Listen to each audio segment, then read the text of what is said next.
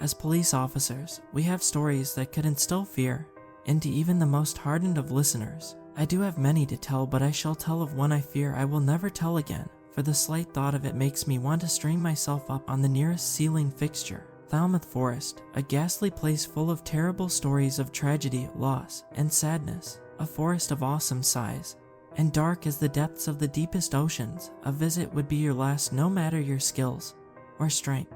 The officers in the force aptly named it the Forest of the Missing. A standard night of patrolling preceded me then, taking down suspects and dealing with the odd civil dispute or antisocial behavior. A night that let me power through the shift without thought or feeling, shielding my mind from the torment of the death of my daughter. It was 4 years since she had overdosed, and the emotions still felt as raw as the day of the tragedy. That night marked the anniversary, and emotions were palpably elevated. Like a cruel twist of fate, my shield was broken as the call I feared the most blasted my radio. January 14, 2001. Calling all available units, this is dispatch. An accident has been reported at Falmouth Lane. No more details have been provided, and the scene needs attending as a priority. Over. Of course, I thought. Units 2 and 3 are currently dealing with a traffic incident, and I was the closest to the scene. Normally, I would be far away from the force, but the mindless driving had me in a trance, and I had no choice but to take the task. Dispatch, this is Unit 6, en route to the scene. Over. 10-4, over. An accident at this time was very strange. What type of insanity would cause someone to enter the forest after nightfall? Questions filled my head with concern and intrigue, but could only be answered one way. Flicking on my lights and squeezing the acceleration sent me head first towards the forest. The lane was hard to find, tucked behind thick bushes and trees to cover its meager entrance. I was expecting a road, but was disappointed to find it was nothing more than a dirt track.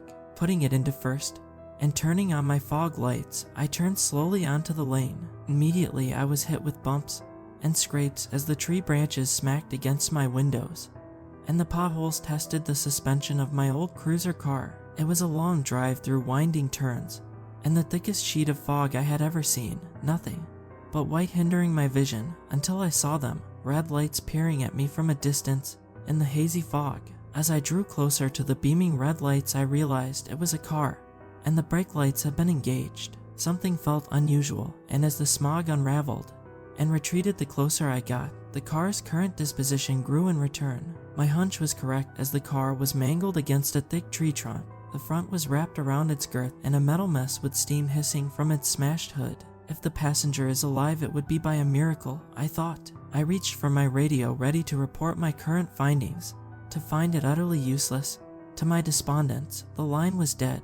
Nothing but static returned. I must be out of range, I thought. Some fear seeped into my bloodstream as the feeling of being completely cut off filled my headspace. That was at least a 15-minute drive from the main road, and the crash victim, if they are alive, won't be for long if I don't start searching. It's not recommended to attend a scene without active contact, but after the death, my need to fix and make right fueled my everyday steps. Grabbing my utility belt, I climbed out of the cruiser into the cold winter night. The swirling fog was still surrounding me, suffocating my vision in every direction. Switching on my torch helped, though in a somewhat limited capacity. I started with the tire tracks, as a violent use of the brakes had left behind some deep ones. The tracks had no fade from surface to deep markings, but instead transition instantly, meaning the brakes were engaged with serious force, normally seen in an emergency brake situation. I had seen it many times in the past. Deers would run into the roads with reckless abandon, causing adept drivers to slam on the brakes and swerve. Could that be what happened here? Possibly. Moving over to the car, it was clear that it hit the tree with immense speed.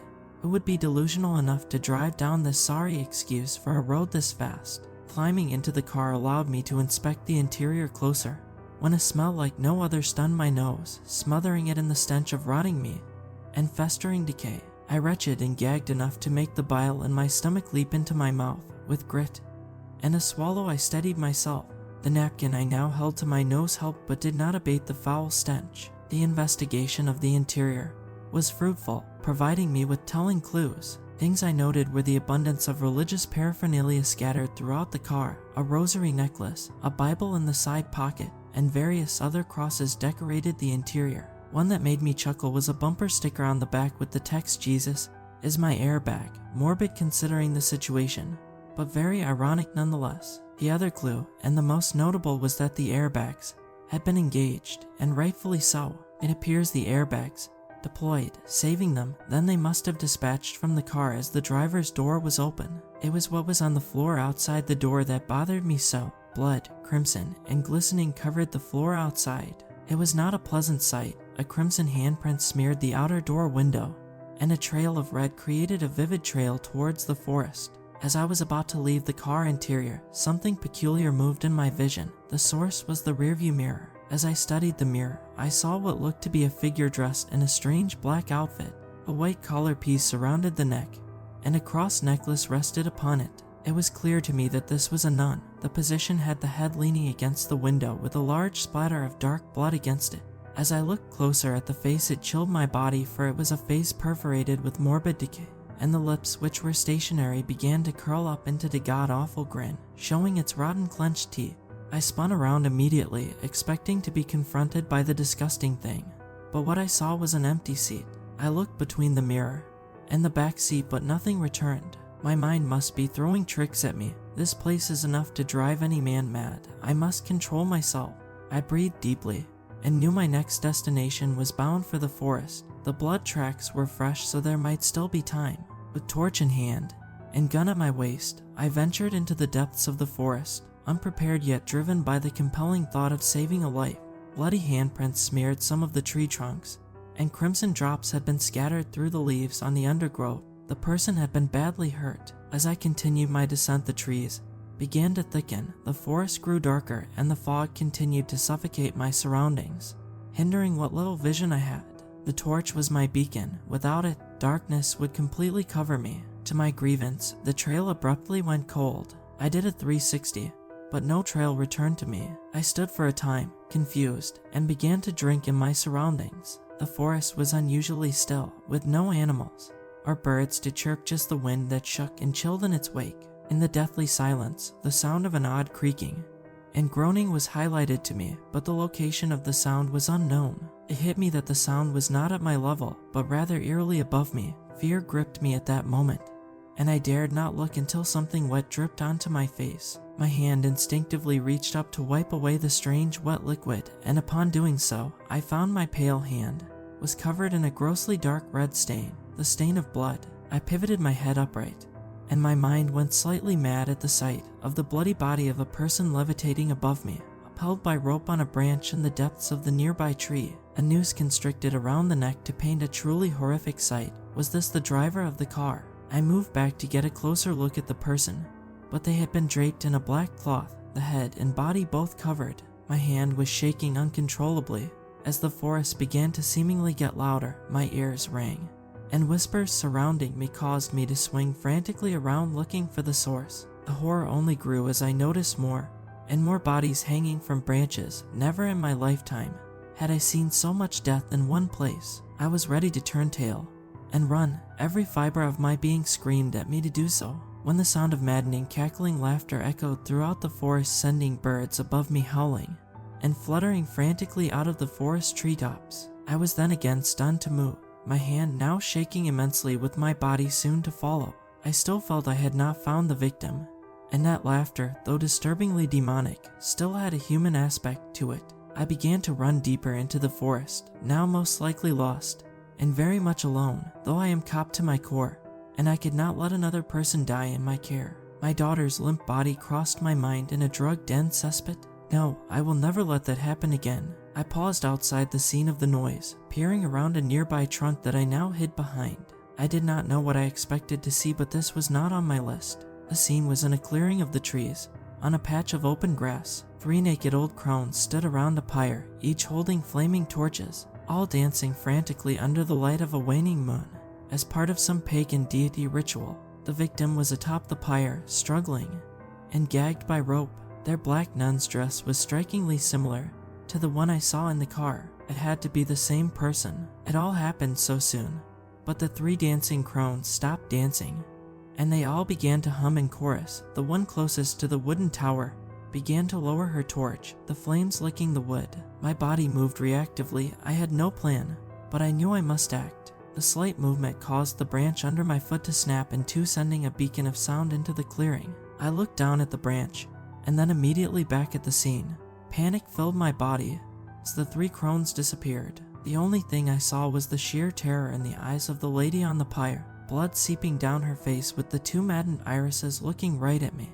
My ears still rang from the sight earlier, but another whisper cut through the ringing and said, "This looks like another has come to join us. Sleep well, you'll see us again soon." It was a guttural voice filled with malice and excitement. Writing this has caused my body to quake. It was the voice of madness personified. Before I knew it, a body jumped on my back, a bony arm wrapped around my neck, with the other covering my mouth with a ragged, dirty cloth. My vision began to fade. The last thing I felt was a disgusting wet, rough appendage scrape against my cheek with a voice that added after, "He's a sweet one, we'll be proud." The voice croaked at me as it faded. My vision and mind at that point had been swallowed into the black abyss. In the blackness, a faint light drifted towards me. The first thing I heard was footsteps. Each step echoed in the blackness, as if you were to walk in an empty cathedral, and then I saw her.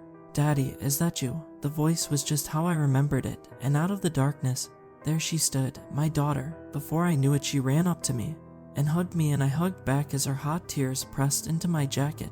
As I write this now, my tears have stained the page. I couldn't even now describe the emotions that racked my body, but the fear, the madness, and the panic evaporated into nothing. I went to speak, but nothing came out. My voice was gone. "Dad, you shouldn't be here. No, this isn't right. Your time is not done. Please, you must return. She needs you." Her voice echoed, growing faint as if carried away by an unseen breeze. Before I knew it, my hug squeezed into emptiness. The last thing I heard was, "Dad, I forgive you. You must let me go. One day." The voice faded out to nothing, and the end of the sentence, "will be lost until I see her again, most likely in death." Before hearing this, I was lost. I felt like it was my fault, that I should have done something, and that she had turned to using more drugs after the terrible fight we had when she said she hated me. Though I realized now it was the drugs that had gripped her so. The reality was that she was lost from the start, and nothing I could do would change that. My vision began to return out of the darkness, and I was filled with anger and sadness that I could not see my daughter again. What happened next was over in a flash. My actions almost felt like they were not my own. It was like I was a man possessed. A crone was leaning over me, ready to tie me down the tree. She shrieked, "Sisters, he's waking up. Too early, too early." Frantic panic filled the voice. I grabbed the pistol at my waist and moved it to her head. With a squeeze of the trigger, her brains, blood, and bones smothered me and the floor. She fell limp as her body went cold with death.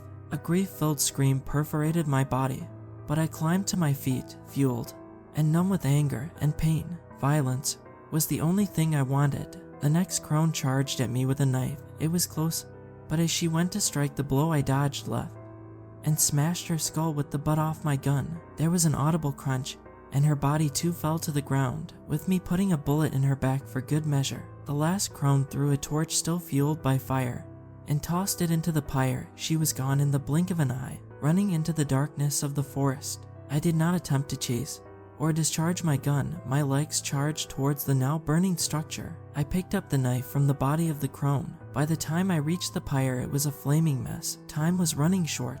I climbed the pieces of wood still untouched by flame and scurried up with reckless abandonment.